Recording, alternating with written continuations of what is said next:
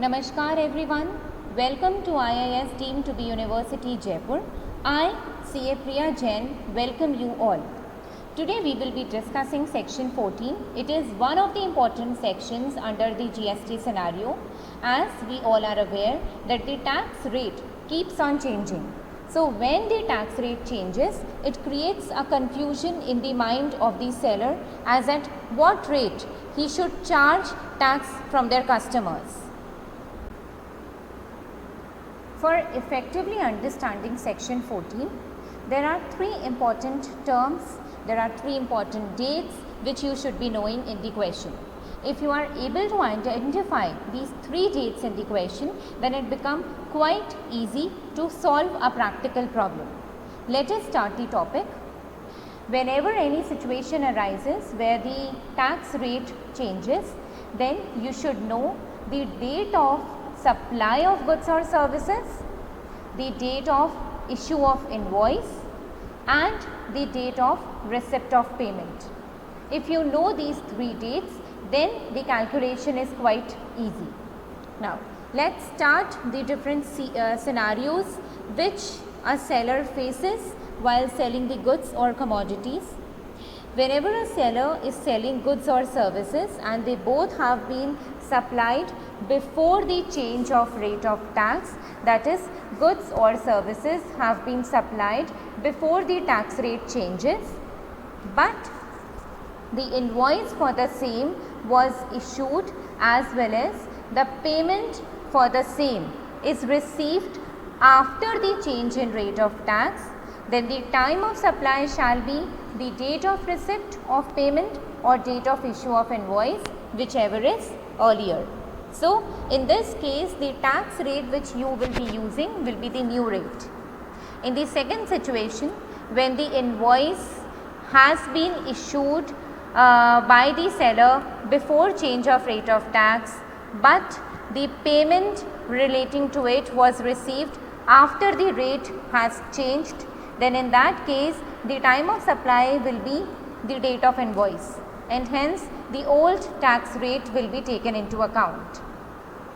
Third situation, when the payment has been received before the change of rate of tax, but the invoice for the same is issued after change in rate of tax, the time of supply shall be the date of receipt of payment and hence the old tax rate will be taken into account. In the other scenario, when supply of goods or services have been supplied after the change in rate of tax, in that scenario what will happen? Where payment is received after the change in rate of tax, but invoice has been issued prior to the change in rate of tax. Prior to the change, I am talking about the third situation where the payment is received after the change in rate of tax and the invoice is issued prior to the change in rate of tax, that is before change for invoice and after change for payment. Then in that situation, the time of supply shall be the date of receipt of payment and hence new tax rate shall be taken into account.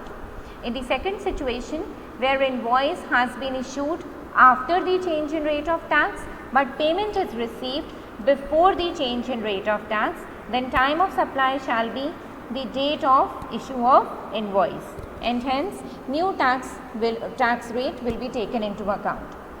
In the first situation, where invoice has been issued and payment is received before the change in rate of tax, that is both things have happened before the tax rate changes and hence the time of supply shall be the date of receipt of payment or date of issue of invoice, whichever is earlier, and hence old rate shall be taken into account. Now, for considering the date of receipt of payment, what it shall means? It means that the date on which payment is entered in books of accounts of supplier or the date on which payment is credited in bank account, whichever is earlier.